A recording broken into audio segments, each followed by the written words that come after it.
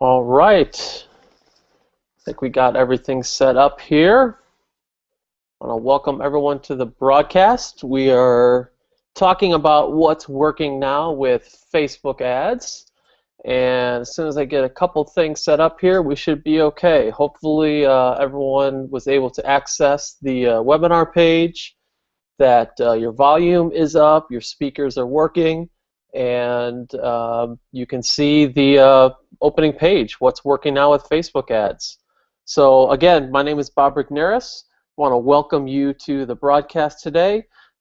This is going to be a little bit different than maybe some of the Hangouts or webinars you attended. There's not going to be a lot of fluff. There's not going to be a lot of hype. There's no lying, there's no cheating, and there's no selling. What I'm going to do today is kind of go over some things that I spend, frankly, every day of my week on. I spend most of my days inside of Facebook, inside of AdWords, helping clients generate leads and customers. So today is all about sharing that expertise with you. And I hope that you enjoy today. I'm going to really kind of dig down into some things. I'm not going to get in a lot of detail about the execution of things because I'm going to assume that you can find out about the basics about Facebook on your own. I'm also going to assume that you have a business that sells something people want. I'm going to get to the point today. I'm going to show you some things that you may or may not be aware of, and how I'm using these things every single day for successful campaigns for my clients. Now, I am going to take questions as there's time available. My goal is to be done with this presentation inside of an hour. I know everybody's very, very busy, and I don't want to waste people's time. So if you are on live, I want to welcome you to the broadcast. We're talking about what's working now with Facebook ads. And if you do have a question, you can get that question answered, hopefully. If you look below the screen there, you're going to see a box that says, enter your question here. I will try to answer it on the webinar. So if you do have a question during the webinar, something comes to your mind, please enter it in that box, and I will get to it as soon as I possibly can. Okay? I want to have a special welcome to people who are guests of John. John is a friend of mine, and I know he is hosting an outstanding event here in a couple weeks. Unfortunately, I won't be able to attend due to some family obligations, but I know a number of you will be attending, and I'm thrilled at the lineup of speakers he has and the content that's going to be presented there. So congratulations to those of you that will be going there and taking part in that event. And those of you who aren't catching this live, I want to welcome you as well. You are going to learn a lot on this call. Again, nothing for sale, free training, no sales pitch. I'm just doing this so you can taste some of the success that I'm seeing every day for some of my clients. My work is working with clients that don't necessarily have the time to do all this stuff. And if you are looking to have Facebook advertising be a part of your strategy, your traffic strategy to your business, the way to find out if that's possible is to set up a strategy call. And the way to do that is to basically click on the link below the video. There is a link there to book a strategy session. That strategy session also is free. All I need you to do is fill out an assessment. That's about it. So let's go ahead and get started with the presentation. So who should be listening to this? Well, I work with a number of different clients, and I know a lot of you are in the information publishing business. And I could tell you that's an excellent niche to be on Facebook. Online retailers also are very, very strong, have a very strong presence and a lot of success on Facebook, as well as offline retailers. Certainly niche businesses, professional service providers, which would include professionals, coaches, consultants. Local businesses work well, but it's really not for you. It's not going to be for you if you sell something that Facebook prohibits, if it's not a real business, and if you're looking for free ways to promote your stuff on Facebook. This is really not going to be the webinar for you, and it's certainly not going to be the place for you to find a bunch of tricks. That's not what I'm about either. So what let's just talk in general terms first about what's working on Facebook. Um, if you have a niche business and you are able to name and identify specific groups of people that are already formed on Facebook, they're already part of a tribe, they're already following certain people or certain pages, you can definitely tap into that. Um, Another thing that is working really well on Facebook are physical products that were nearly impossible to get good traction or cheap enough traffic, let's say on Google AdWords, or even to get organic presence through SEO. Service businesses who really want to build a relationship and build authority, those are having a lot of success on Facebook. Local businesses, as I said before, people and companies that want to build up a personality and authenticity and connect with their clients and potential clients, that's working really well. And the other thing that you really need to be thinking about in regards to Facebook is going to be content that's interesting, entertaining, motivating, or beneficial. I like to say, and I'll probably repeat this a couple times, and that's if you want to be part of Facebook advertising and you want to commit to a strategy that works, you really need to commit to a content strategy that produces good content that's magnetic, that really speaks to your audience. Also want to talk about some things that aren't working, and these are things I've actually tried and know, but if you have a utility product that people really don't get excited about, for instance, appliances, I did some work for an appliance dealer, and it's such a utility type purchase. It's very hard to really use Facebook really effectively for that type of business. If you're only willing as a professional to talk about business or try to sell people stuff, you're going to find that it's very hard for you to get Facebook to work. If you don't have a good idea of who you are and what your company's about, you're going to have a really difficult time on Facebook because people are going to see right through you. If you don't have the commitment to posting interesting, entertaining, motivating, or even beneficial content, you're going to find Facebook to be very difficult for you. So you really, like I said, you got to commit to being consistent and really you got to kind of jump in feet first if you want to make Facebook work for you. Now, some of you, I kind of looked at the registration list. There's a lot of people who are registered for this call. Hopefully, a lot of people have signed on and are joining us live. If not, not a big deal. We are going to have a replay for this. But a lot of you maybe don't know who I am exactly. You probably came here kind of saying, "Oh, okay, who's this Bob guy?" Well, I've been around a number of years. I've been running companies since 1998. I am an author. I've written the best business card on the planet for the business that I have that helps professionals and leaders write books by speaking their book. It's called Interview to Book Process. In 2007, I wrote Big Ticket E-Commerce: How to Sell High-Priced Products and Services Using the Internet. That book has been in circulation now for a number of years and has consistently given clients good results, and has been a really neat way for me to get my philosophy in front of potential clients. I've spoken all over the country on a number of stages. I currently have a strategic alliance with Perry Marshall. I'm one of his coaches, help him run his high-end coaching sessions. I also have hosted a radio show in Chicago called Game Changers with Mark Imperial. So I've given a lot of presentations over the years and have done a lot of content production and helped a lot of clients achieve great success in whatever endeavor that they were participating in. But we want to kind of jump in here now and kind of get to the meat of what you're here to learn about, which is Facebook advertising. So the first thing that I really want to cover today is that have this understanding that Facebook can give you a detailed avatar. An avatar is nothing more than a picture of who your ideal client is and what they like.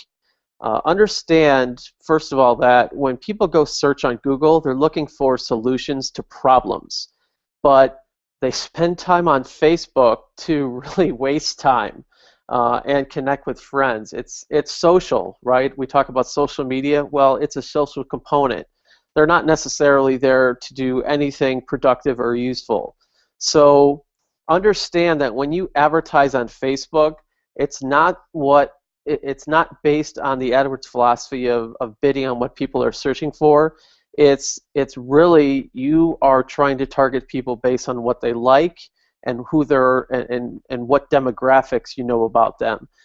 It's not a science as AdWords is. It's really more of an art. So what I want to do is actually show you here a picture. Hopefully it comes across clear on the broadcast, but if not, you can maybe open another browser and take a look at Facebook.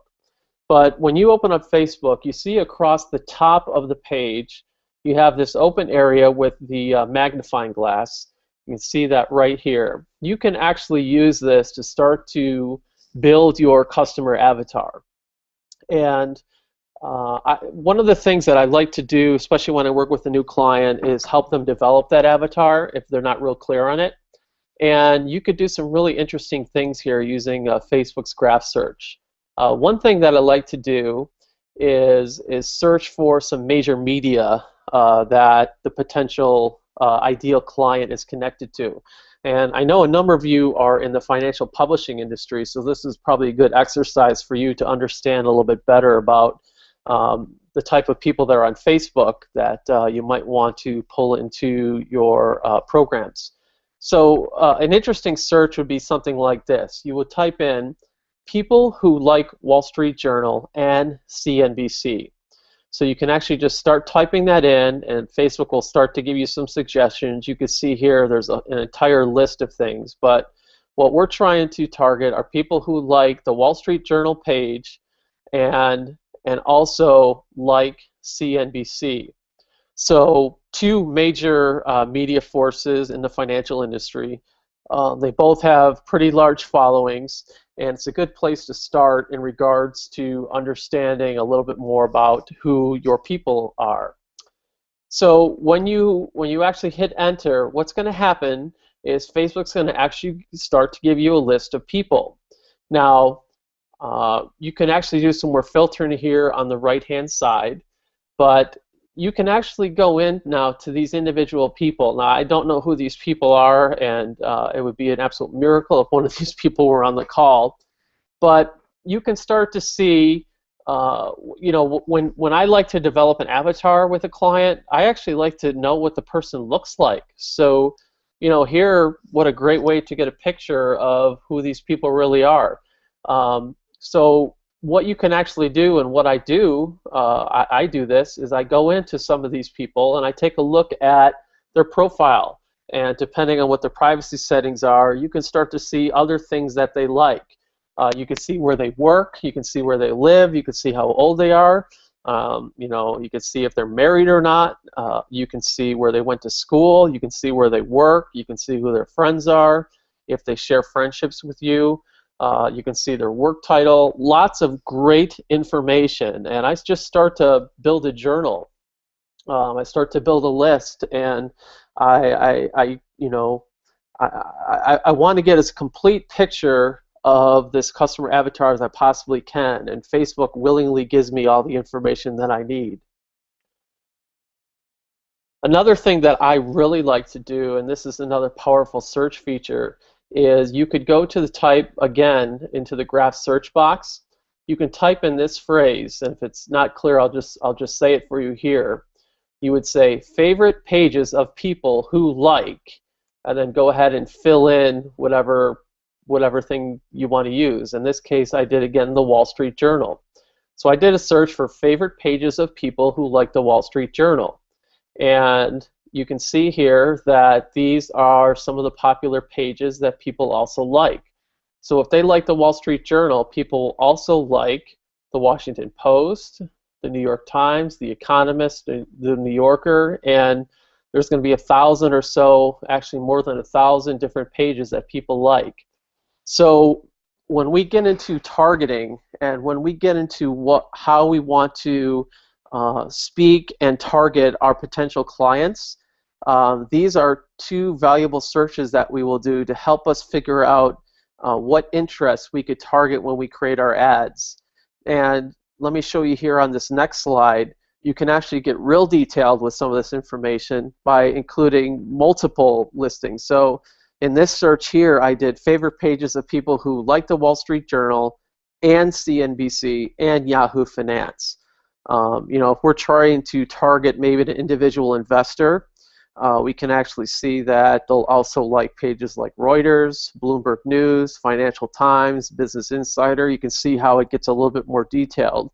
But even still, we still have more than 1,000 pages that we could choose from. So there's really limitless targeting possibilities once you start to build this profile of people that are your potential customers. And Facebook readily gives you this information that you could really use to build that avatar and to start to build your targeting. And the reason we want this precise targeting is obviously we want to create an ad so that we could speak and reach our ideal customer. So what I want to do is actually kind of show you a preview of an ad. Now understand that I'm going to be showing you real ads. I'm going to be showing you real results. Easy for me to say, right? Real results from campaigns. But because of some non-disclosure agreements and so forth, I'm going to protect the identity.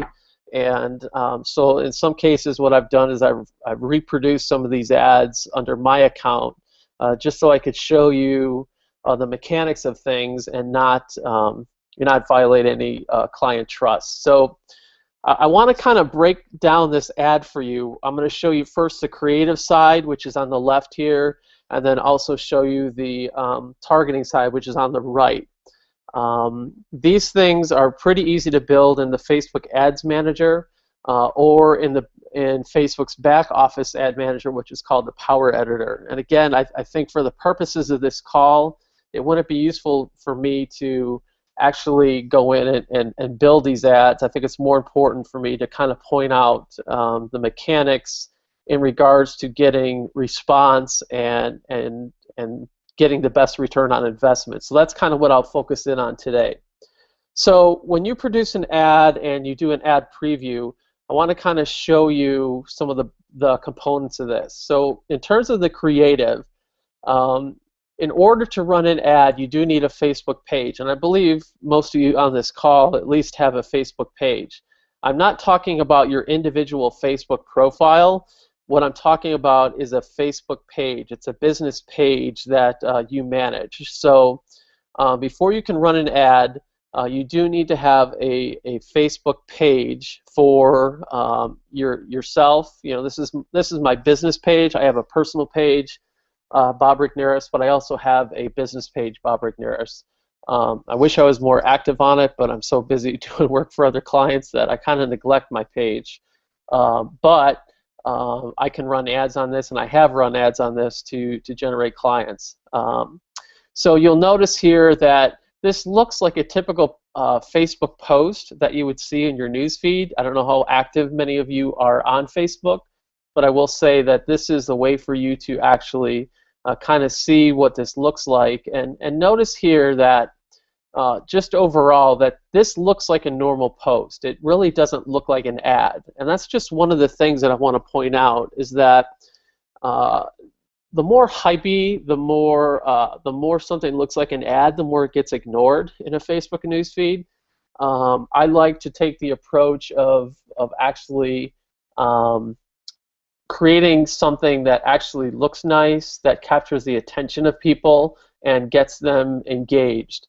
So the only difference between really a normal post and a sponsored post in the user's eyes is that these posts here say sponsored.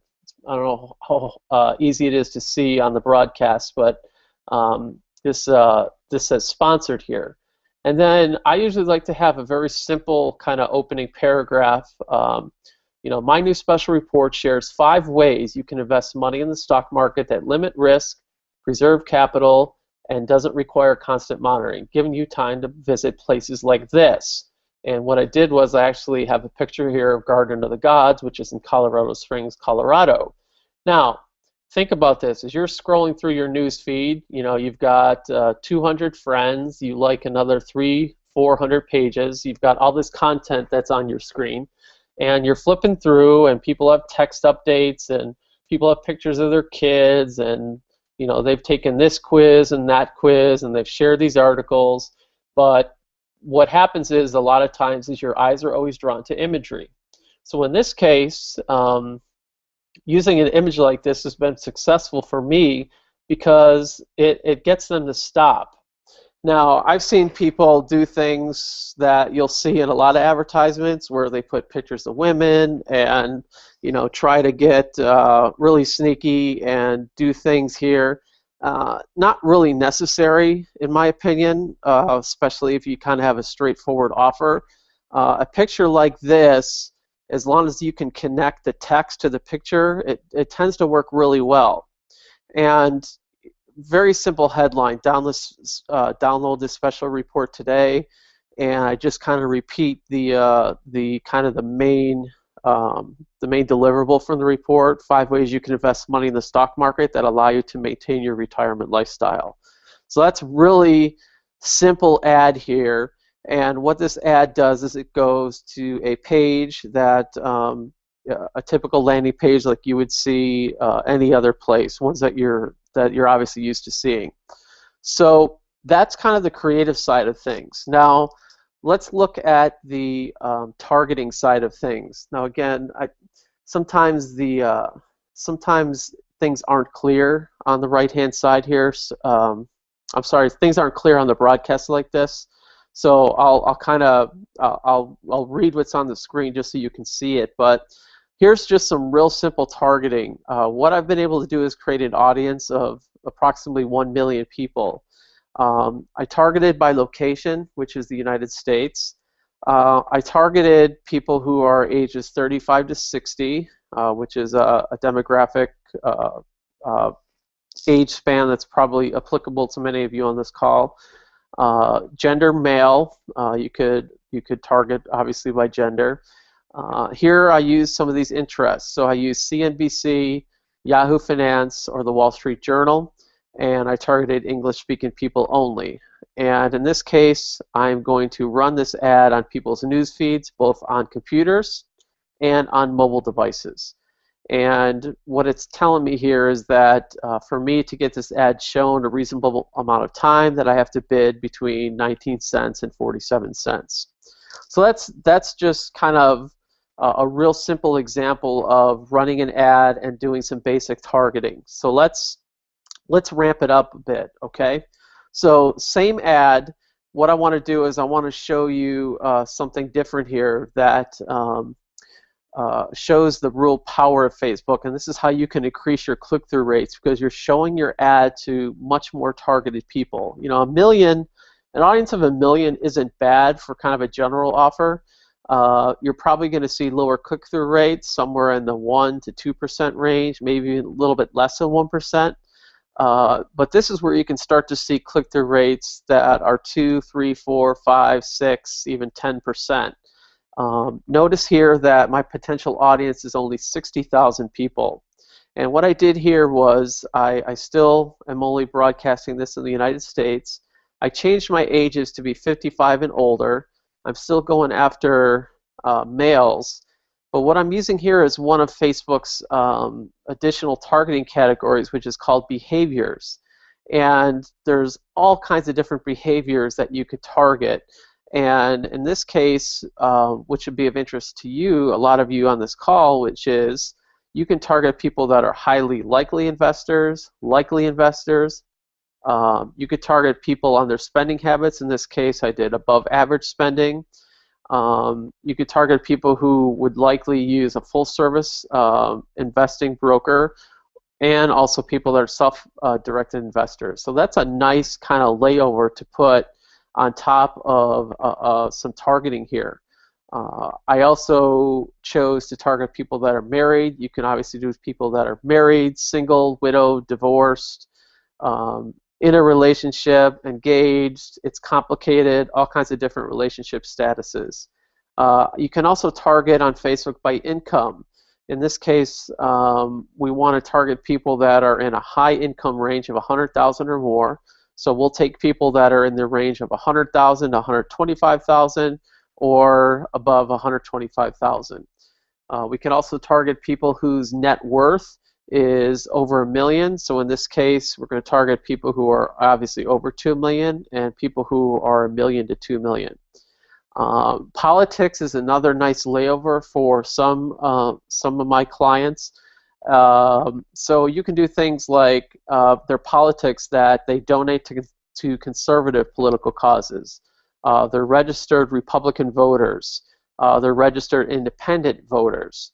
They're a registered U.S. conservative, or they're nonpartisan. That's an interesting kind of filter you could add.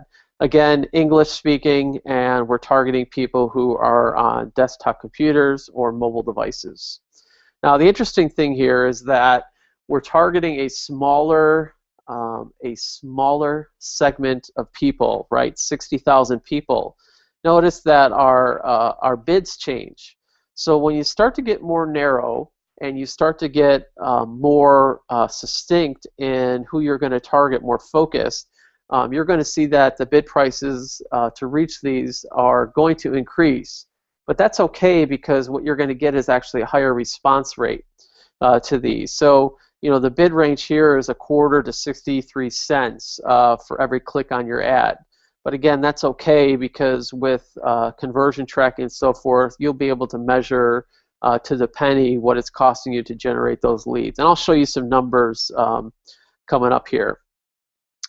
Want to keep moving along, so let's talk about another really powerful feature, which is called Facebook Custom Audiences. I think, I'm not sure what day, it's been in the last week or two that the Wall Street Journal ran an article about Facebook. I think it was around when they reported their earnings, but it actually mentioned some of these features, which I thought was pretty interesting. The one that I really like, to me it's one of the best features of Facebook, is called Custom Audiences.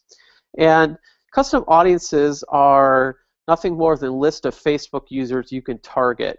So in the example that I showed you, we were looking at interest targeting, and we were going into the ad manager or the power editor, and we were actually selecting these different interests. We were selecting the different demographics and such.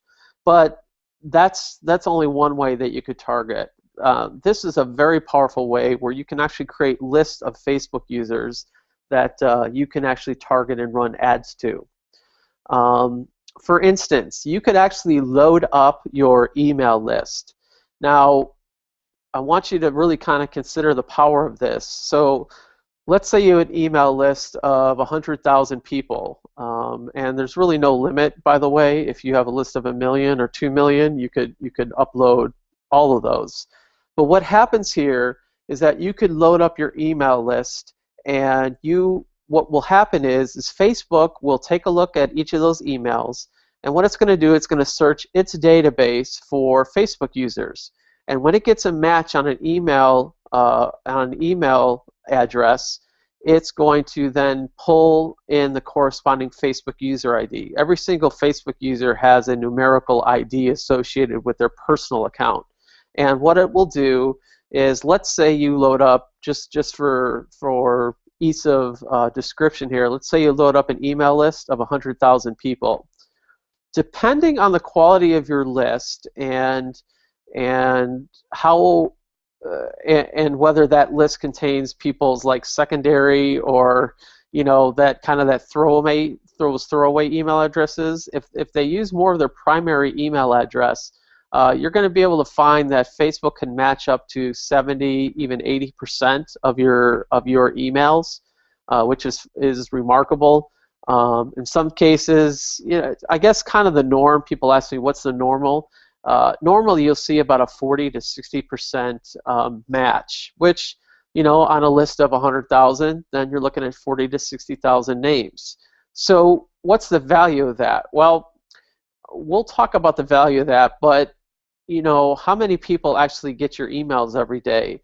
Um, wouldn't it be really cool to be able to send somebody an email with an offer and then also advertise to them on Facebook? It gives you another way to reach somebody that maybe you can't get to them in their inbox, but you can certainly get to them via Facebook ad. So, uh, and when we think of email list, I want to talk about the different things you can add. Certainly, you can add your subscribers' email list. So you've got your list of subscribers that opt in to various offers and so forth. They haven't bought from you, let's say.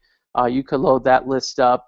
I like to load up customer lists, and I'll tell you why that's important in a minute. You could load up purchase lists. So if you purchase, go out to a broker and buy a list of email addresses, you could load those into Facebook. That's really cool. But the main reason you want to do this is so you could target ads to these audiences. And so let me kind of show you that. And this is an actual ad that I did a couple months ago. And this is obviously to advertise my Facebook services. So the ad here, again, Facebook advertising done for you. Facebook ads are working wonders for my e-commerce clients. A lot of my clients sell physical products and have e-commerce stores like Shopify or BigCommerce, something like that. But Facebook ads are working wonders for my e-commerce clients. Here is a 90-minute training with no opt-in required where I show you what kind of results I'm getting with clients and prove what I can do if you need the help. Here I took another picture in my Colorado trip, used that. This particular test that I did a no opt-in, basically an on-demand webinar, which worked really well. Inside of this description here, again, don't know if you could see it, it says, you know, from 1,100 likes to 11,615 likes in 4 weeks, from 28 dollars per day in sales to $994 per day in sales in 4 weeks. Your turn. So that's the creative that I've used. And what I did is I actually built a list. So I created a custom audience of people that had attended a Facebook webinar of mine in the past. Okay. I also pulled out of my Infusion CRM people who were non-buyers. And I also pulled in people who had responded to Facebook ads I've run in the past. And I also, a cool feature in regards to custom audiences is that you can include these, but you can also exclude people. So what I did was I also pulled in my customer list. Infusion's, the name of the list is Infusion Customers. So I actually exclude those people from seeing the ad. It's quite likely that I have customers or clients that have bought from me that are on my Facebook webinar list or my Facebook ad list, not my non-buyers, but certainly one of these two lists.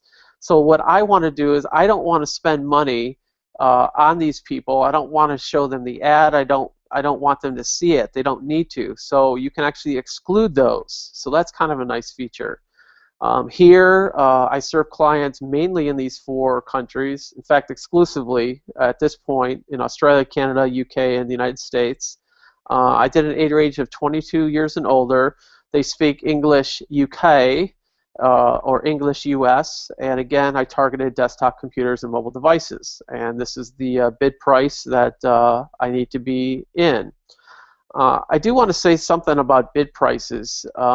When you do run a Facebook ad like this, I typically will always, to get an ad moving, is I will always take the highest range, and I always go a couple pennies over the max range because I want to make sure that my ad gets seen. But notice here then, I'm creating an ad, and this is a very small group of people, only 11,400. Now, an ad like this is actually going to be more effective than an ad to a cold buyer because I'm loading people who have attended a webinar in the past, who are on my list, or they've responded to an ad that I've run. So what you'll expect with something like this is extremely high click-through rates, you know, 5%, 10%, 15, 20, 25% click-through rates on an ad like this. and high conversion rates on your landing pages if the offer that they're seeing matches up with what they're looking for. Now, in this case, these are people that have attended a Facebook webinar of mine in the past, people who have responded to a Facebook ad in the past. So I will see a high rate because this was a new webinar that I put together. So it's a really interesting and really powerful way to use Facebook custom audiences.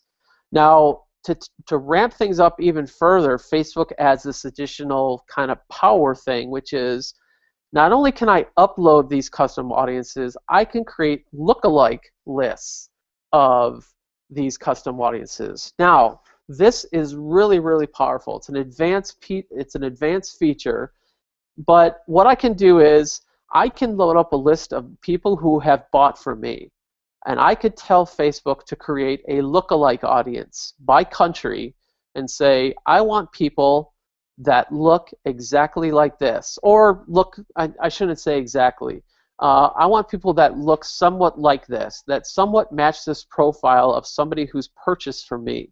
Think how powerful that is in terms of connecting with people who are quite likely your targeted customer.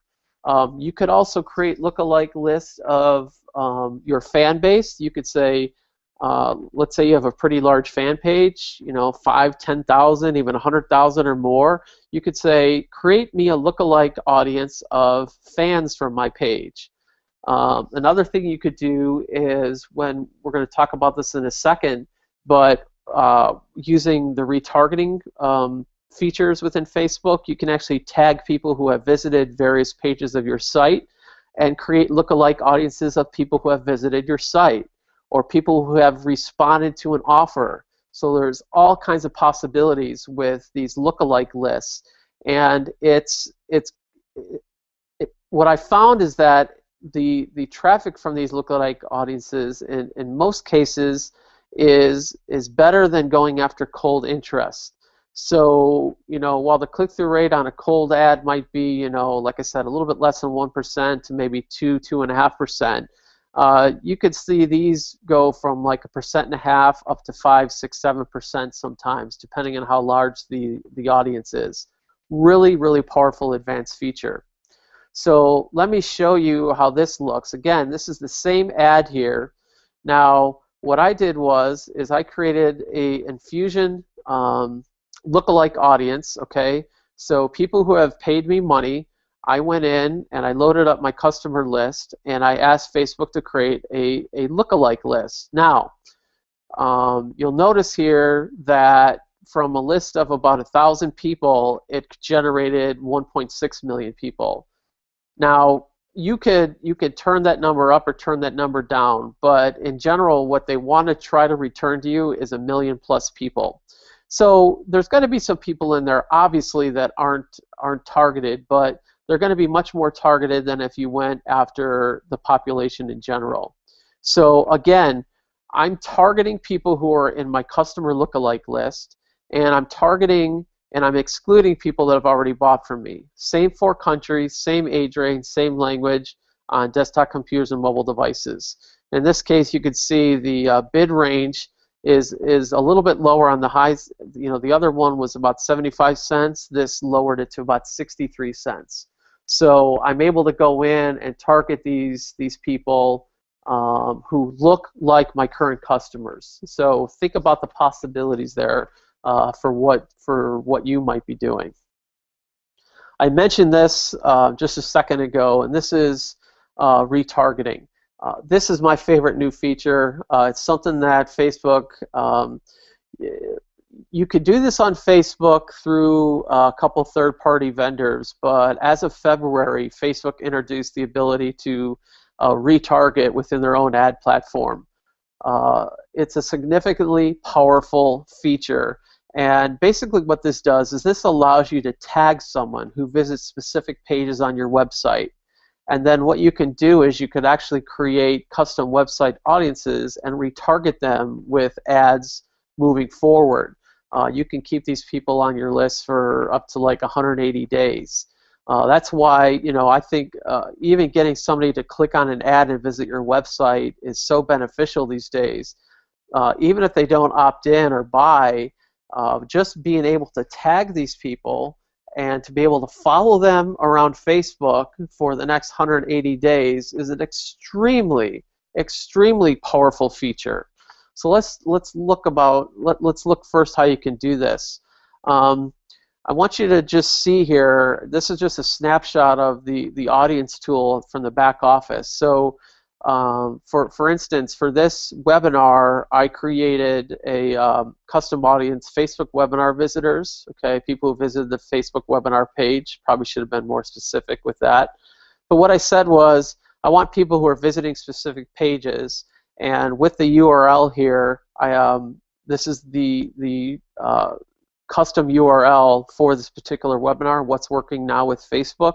So anyone who visits this page, the registration page, not necessarily the opt-in page or the thank you page, but the beginning page that lets them know, I'm gonna tag them, and they're going to be in a custom audience for up to 180 days. So it's quite likely that some of you are going to be on this particular list that I have, and if I want to remarket to you and communicate with you, even if you didn't opt in, if the person wasn't on the webinar, missed the webinar, whatever, I can still target them. So that's kind of how you set this up.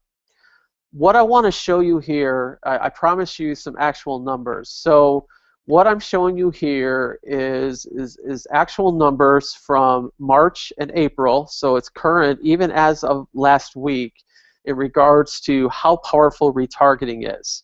So taking a look here, you can see that on average, we're spending between $11,000 and $13,500 a week on ads, generating 600 to 700 orders, generating about 20,000 plus in sales, and our cost per sale is right around 20 bucks on average, a little bit less than 20. And our ROI on that, you could see, is it's decent, close to 60%, 70, 50, 78%. So really good. So this is showing you actually cold traffic. This is somebody from an interest targeting, okay, and we're driving them for the first time to a website. Now, what we've done is we've tagged all those people, and we are bringing them back to the site through a retargeting ad. And we create a different ad, and with this particular client, we created a coupon that they could actually come back and use that's valid for 24 hours that gets them to come back and make a purchase. So you can see here that we're spending about 10% per week compared to the cold traffic, okay? So around $1,000 a week, and we're generating a couple hundred, 300 orders that we didn't generate the first time around, okay? The sales alone are approaching that even of the cold sales, but look at here what's happened to our cost per sale. So the cost of converting cold traffic the week of March 23 was nearly $20. Here it's $4.65. The last week of March into the first week of April cost us $18.16 to get a customer. To get somebody through retargeting, it only costs us $3.92, $3.58, $3.85, $4. Okay, so we're getting 10 times the conversion and 10 times our money on retargeting ads versus cold traffic coming in. Phenomenal in terms of changing the dynamics of any sort of campaign. Now think of this, given the number of visitors we had, we're able to generate another couple hundred, 300 orders from this cold traffic that we may not have gotten before because they left our website. So to me, this is an exceptionally powerful feature that if you're not using it and are not aware of it, now you are, and it can really change the game for a lot of people who are doing advertising on Facebook. Let me show you a different, just a different client. This one, that the previous example I showed you was related to a physical product sale. This is this is a company who's doing lead generation. It's for an information business. So I pulled stats up until the 28th, just so you could see current stuff. I don't want to show you old data necessarily. Even if you're watching this on a replay, I'm not going to leave it up for too long, so this is going to be pretty fresh data. But notice that, for an ad that showed nearly 500,000 times, spent about $4 grand on ads, generated 4,290 visitors or clicks on the ad to the site, converted less than 1% on that, generated 438 leads, I'm sorry, that was click-through rate on the ad, I'm sorry. Generated 438 leads, converted 10.2%, cost us about $9 a lead for cold traffic. Well, we tagged all those people that went to the site but didn't opt in, and we were able to, with an ad spend of only $44, got 141 of those people to click on an ad, and you can see the click-through rate, because they've seen our ad before, they've clicked to our site before, so when they see an ad that's related to something they've seen before, you're going to see a higher level of activity on it. Well, we were able to generate 18 more leads. They converted at a slightly higher rate, but the cost per lead to get them in is only $2.43. So again, this is a lead generation campaign for an information business who relies on generating leads and putting them into a sales funnel. Again, these are 18 leads that they didn't have before. And we'll continue to market and retarget these people over time. So it's likely, if we were to look at these stats, once this person sees that ad maybe 3, 4, 5 times, that we finally wear them down and they come in and they opt in. Obviously, they were interested once, so it's likely that they were interested. And maybe if we present a different offer, usually what you want to do with these is present a slightly different offer from a different angle, maybe with different incentives to get people to actually opt in. So that's again, a really powerful feature for people, no matter if you're selling product or trying to generate leads. Now, I also promised on this for this broadcast that I want to talk to you about a tried and true strategy that I no longer recommend, and really this relates to the building up of a Facebook fan page.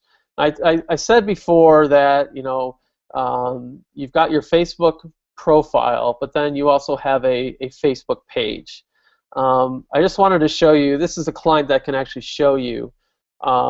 This is a startup business. This business started in September of 2013, and when I started working with them about a week after Labor Day, they had 1,000 likes, and here we are here in late April.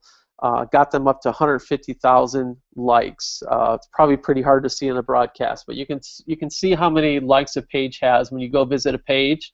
Below the cover photo, you could actually see how many likes they have. And the other thing that I want you to take note of here, again, if you can't see it, we have 150,000 likes and basically 11,000 people talking about this, specifically 10,967. Now, let me explain the strategy. The strategy that I spent a lot of time and money on with clients, which was to build up a fan base. And building up a fan base, getting 150,000 people to follow you, has traditionally been extremely valuable asset to have. Now, to get people to like your page, you're going to create a simple ad like this. This is for another client as well. It's a local sporting goods store. You've probably seen ads like this, either on your desktop or on your mobile phones. It's very simple to get somebody to like a page like this. You have a nice picture, you've got the page, you have the room for about 20 to 30 characters up there, and you basically just right from here would click like. And you're collecting a bunch of likes. They may or may not even go to the page in this instance. But that's kind of the point here, is you run these ads and you get people to like the page. And it used to cost oh, as low as maybe 10 cents up to like 25 cents to get somebody to like a page. Those numbers are changing a little bit, but more importantly is kind of what's happening. Let me kind of go back here. What's more important is what's happening in regards to the number of people that see the ads. Within the last few months, especially kind of since the holidays and then here in the first quarter 2014, Facebook has been spending a lot of time on changing what they call their newsfeed algorithm. Now, if you are a normal Facebook user, you probably have a couple hundred friends or connections on Facebook. You probably have let's say 100 to 300 different pages that you've liked over time. And when you think about it, if all those friends are posting during the day and all these pages are posting things during the day, you're quite likely going to miss a lot of things, and you're not going to get to see all the content. Well, that's a problem for Facebook that they felt that they had to solve. Is okay, so how do we show Bob the things that he needs to see? And so what they have is a very complicated newsfeed algorithm. And from what I understand, talking with people at Facebook, is that there's about 10,000 different parameters that go into this newsfeed algorithm. But the major thing that is causing such an uproar is that business pages have really seen a dramatic drop in engagement, meaning that if they have, in this case, we have 150,000 fans on this site, that we're only able to reach about 10% of our fans on a given basis by posting content. Because what Facebook does is that they say, look, if somebody doesn't or hasn't liked, commented, or shared your content in a while, they're going to assume that that particular user is no longer interested in that page. Okay? So if you are only in the habit of kind of reading status updates, that you don't like things, you don't particularly comment on things, you don't read, if you don't engage with a post very much from a particular page, you're going to see less and less from that page. In fact, if you don't engage with that stuff for a while, that page is going to completely disappear from your newsfeed. The same thing goes for personal friends. Friends, all of a sudden you might realize that, you know what, I haven't seen a post from Steve or Jane in a while, and you're still friends, they're still posting every day, but you haven't taken the time to read a post that they've written, you haven't taken time to like it, to comment it, or share it. Facebook's going to say, you must not want to hear, or you must not find what Steve or Jane has to say very important, so we're going to remove that from your feed, okay? So here is what the controversy is that Facebook set up pages for businesses and for brands to go in and create spaces where that they can communicate and form a community of their customers and fans. And what Facebook said is, once you pay, all right, you can pay to get them to become a fan, and then you can communicate with them. Well, where we sit today is that you can no longer communicate with them in what we say in organic fashion, meaning if you post something that without you paying, that they can see it. Those numbers are really, really shrinking, and they dramatically shrinked here in the last month because Facebook's made some additional changes. And you can go look on Facebook's blog. They've actually announced this, that they're changing the way people can see these pages. They're trying to cut out what they call newsfeed spam. They're trying to cut out things where they're trying to get people to like. But what it's doing is it's affecting brands and companies across the board. So if you pay to get a fan to your page and you post something either once a day, once a week, or several times a day, you're not guaranteeing that most of your fan base will see that. And that's reflected in this talking about number.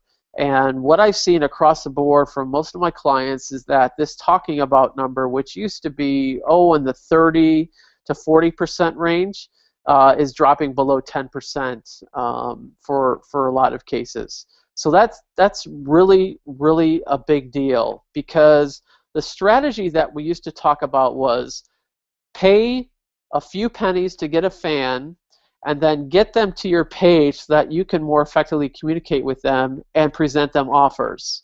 Now, it's something that we still do on a minor scale, but I no longer advise clients to put vast amounts of their advertising budget to this. Now, let me show you some numbers here why you still do. Well, let me put it this way. In order for you to reach your fan base, what you need to do now is run what are called post-engagement ads, okay?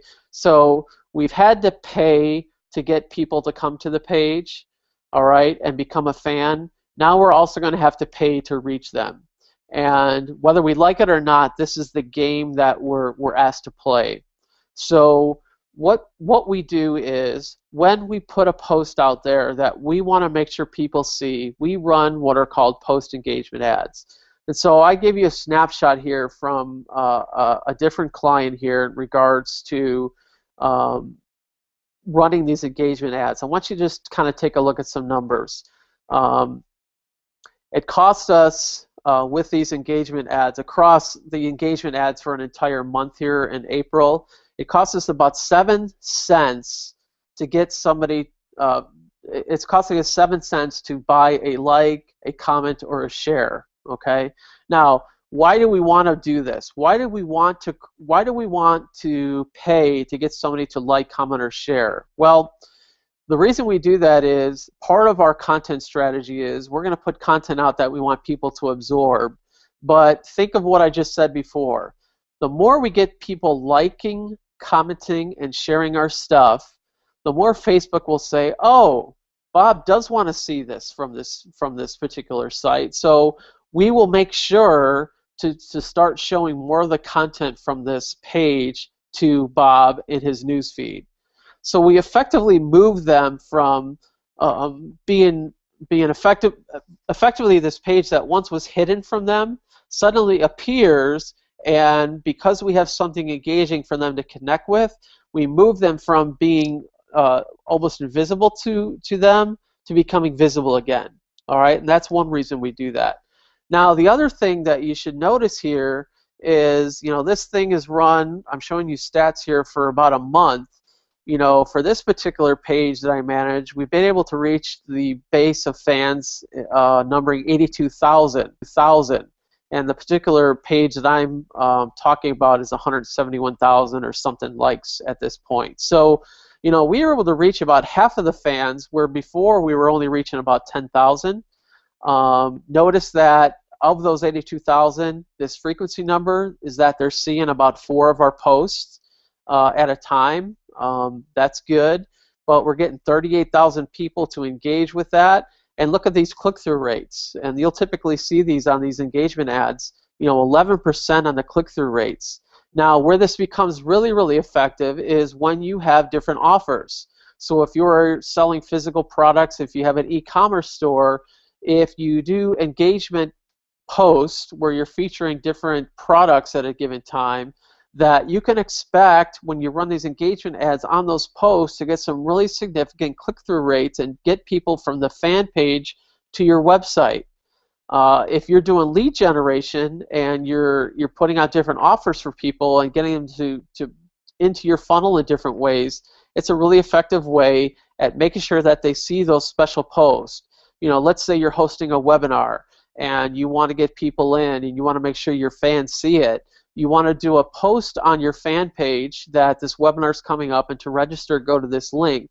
You want to run a post engagement ad so that the people where you've become invisible to them, you become visible again. They get to see it, and then they can see that post. They can click on the post and go to your page to register for the webinar. So the reason you want to continue to do these engagement ads is that the fan base still has value, and that you can get them to act because they already are at least aware of you. Okay? So let me show you an actual example here from March on a client.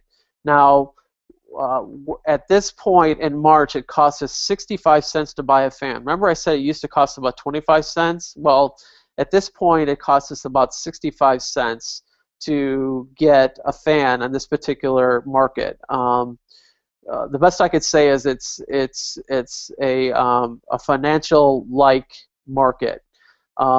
So cold traffic, you know, we spent $1,400, got 1,700 people to come to the site. We generated 204 leads, converted 12%, and our cost per lead was about $7. So pretty good offer. Okay. Now, we also, at the same time we were generating this traffic and sending people to the site, we were also trying to get fans. Okay. So as we were getting fans, and to our fan base that we put the same offer that we sent the cold traffic to, we were given to the fans. Okay, we only had to spend about $160. Okay, we got 528 clicks from our fan base, significantly higher CTR in this case, 4.3%, and we generated 92 leads. Okay, so you know, that's 17% conversion rate. It only costs us $1.76 to generate a lead. So, you know, spending $160 to get 92 leads and spending $1,400 to get 204, you could see that there's still value in running these engagement ads to go to your fan base. So I don't allocate significant amounts of money to going to the fan base, because I want to save some of that ad budget to actually communicate with the fans. Even though it costs more to get a fan these days and we can't communicate with them as effectively, they still are far more responsive than a cold traffic, a cold visitor to your site. So it's something that you really want to think about doing. Now, at this point, I got through it in 60 minutes, almost exactly. I'm patting myself on the back. There's probably some questions that you have. So if you do have a question, if you would put those in the box and go ahead and click submit, and I'll check here in my queue in a second to see if I could possibly answer those questions that you might have. While you're doing that, I do want to remind you again, you know, I work with people who, you know, they want to use Facebook advertising or Google AdWords advertising, and they just don't have the time to do it themselves. They want somebody that could keep an eye on this day to day. You know, I tend to work with them really closely. They might be a one-person shop or a small company, or even some large publishers, large information companies, but they just feel better outsourcing these types of things and don't do it in-house. So I tend to work with those clients. Obviously, my fees aren't cheap, but I am cheaper than bringing somebody in-house. And like I said, this is something that I spend every day doing. I've got experiences that I can overlay from client to client, so I achieve high levels of efficiency in ads and response rates. I am religious about ROI. I make sure that every ad dollar is accountable. That's what people like, is that, you know, I really take a look at what people are looking to do, what their goals are, and how do we get more people to respond? How do we get more leads at a better price? How do we get more customers at a better price? How do we ramp up these campaigns, and what do we need to do to get more response? I've done these things with companies. Just list a few. You know, I've worked with TransUnion. I've worked with Miracle Ear. I've worked with entrepreneurs like Ellie Brown, Dan Kennedy, Bill Glazer. I do a lot of stuff with Perry Marshall and Perry Marshall's clients. I've done lead generation work for Golf Academy of America and you know, Weiss Research, Agora Financial, Stansbury, some of the big publishing companies, Dartmouth University. I've worked with a lot of different professional service providers over the years, a lot of individual e-commerce clients that are selling physical products using things like Shopify, BigCommerce. So I've done a lot. I've spoken around the country. So if you're interested in seeing if you have a current Facebook strategy. If you need somebody to kind of take a look at things and maybe take it over and ramp it up to the next level, go to my website, bobricknearest.com/Facebook-assessment. If that's too long to type in, just go to my website, bobricknearest.com. There's a link right at the top, Facebook assessment. Go ahead and click on that. Again, those strategy calls are free of charge. I take a look at the assessment that you submit. It allows you to self-schedule a time on my calendar. We get on the phone for 30 to 45 minutes and go over things. If there's opportunity for me to help you, we talk about that. But this is really about, does Facebook become part of your strategy? Does it become part of what you do? And can it be something that you can do a positive ROI on? And in a lot of cases, it is. And it's something that I would love to help you out with. All right, so there are a couple questions that have come in. So first question here is, would you exclude your buyers from your targeted market if you sell multiple products? Okay, so it depends on how your product structure is set up. If you're selling, let's say you're selling multiple products that all feed in to a bigger thing, you wouldn't necessarily want to exclude your buyers from that. If each of those individual sales are, how do I want to say this? Let's put it this way. There are some companies set up, especially publishing companies set up, where they have different offers that lead into the same paid service or like the same paid membership. So in that case, you would want to exclude them. But if those individual sales are valid and they're not duplication of effort, you wouldn't want somebody to give you money twice for the same offer, then you would not want to exclude them. Okay, hopefully that answers the question, at least in terms of how I understand it. So if it's not, let me know. Okay, the next question is coming in regarding uploading emails. What does Facebook do with them? Well, Facebook stores them. Facebook stores these lists. What actually happens here is that you upload a list of emails. Let's say you load up a list of 100,000 emails. What Facebook does is it converts them to Facebook user IDs. You do not have access then to those user IDs. You can't download that list of user IDs, okay? So what actually happens is that list of emails is converted to a list. The emails that you uploaded, at least as far as I understand it, don't exist anymore. I'd probably be naive to say that they don't have them somewhere. But at the very least, you don't see a list of emails in your back office anymore. What you end up seeing is the list that you name. So like I had a list of Infusionsoft customers.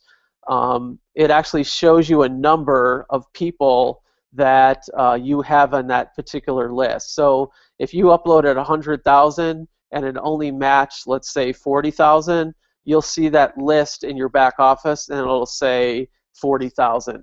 Next to that, okay? Let me see here if there's any more questions. Let me refresh my queue.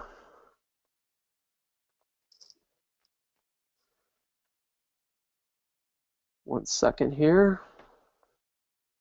When I'm broadcasting, things are a little bit slow.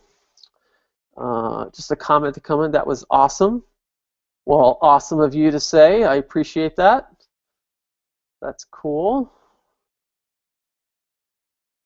Another question came in. What do I charge? It kind of varies. Like I said, it's not cheap. I tend to work with clients that can afford me. The best thing I would say for you is to just go ahead and do the Facebook assessment as much as you could fill out and get on the phone together. Typically, I don't have a fixed fee that I charge for each client. It's really based on the amount of setup involved, kind of where you're at. If you already have like an existing Facebook campaign that needs to be taken over, that usually is a little bit different than if I have to set one up from scratch. If you don't have a great idea who your avatar is, and there's a lot of research involved, there's going to be some additional costs there because we have to kind of build that together.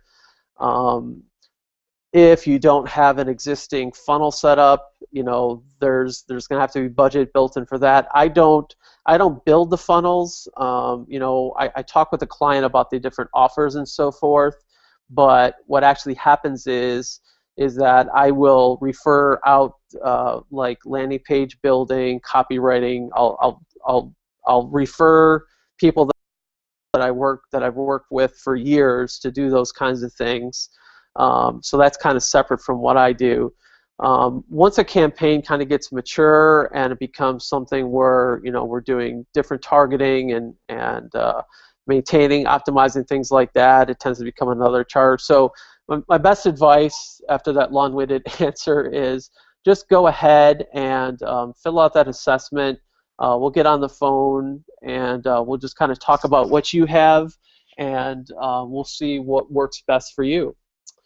All right, let me check here.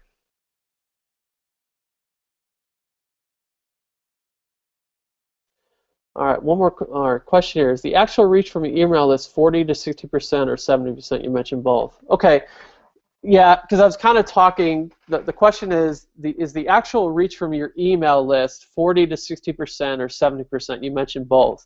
I was kind of talking in theory there. I said that on average, what you'll find is that you'll be somewhere in the 40 to 60% match. So if you have an email list of 100,000 and you upload that to Facebook, you'll find that there might be 40 to 60,000 names that actually get onto the list. If your list contains a lot of what I would call throwaway addresses, AOL, Yahoo, Hotmail, even Gmail, people who opt in and they use a secondary type of email address, not like a main email address, you're going to find lower than that. So you really don't know how many names will actually match until you go in and do it. So you'll see different things. I've seen where I've uploaded lists and it had like 75% plus. I've seen them where it was like only 10%. So I'm just kind of giving you an average on that, and you're really not going to know until you upload things. I'll just be honest with you that kind of the worst match, where you'll find the lowest match percentage of uploading those, is purchase lists. For whatever reason, the type of emails that you get from purchase lists, unless you've paid extra to get prime emails, tend to have a lot of those Yahoo, Gmail type of addresses in, or they have the other thing we find is that it has somebody's like work email address on those purchase lists, especially if like you're a professional service provider and you're trying to reach them at their place of business. What you find is that you don't get a match to a Facebook user ID, because they're using at home, they're probably using like their Comcast, or their AT&T ID at home, and that's their personal profile, so it's really hard to reach them. So the ones that tend to match the least are the ones that you have the least ownership of, but the ones where I find the customer lists are really the best, because sometimes, or most of the time when people order, they're given their best email address that they tend to use for everything, including Facebook and everything else. So that becomes the email address that they use. Okay? So let me just check one more time on this. And if there's no more questions, okay. So good, really good questions. Thank you for participating in the webinar, the broadcast today. I enjoy talking about this stuff, as you could tell. I got a little ramped up there, but thank you for all your attention and for the questions that came in. Thank you for that. Again, if you have any questions, want to talk about some things, go ahead to my website, and I'll be glad to talk it over with you and see how you can make Facebook work for you. I thank you again, and we will see you down the road. This is Bob Rigneris signing off.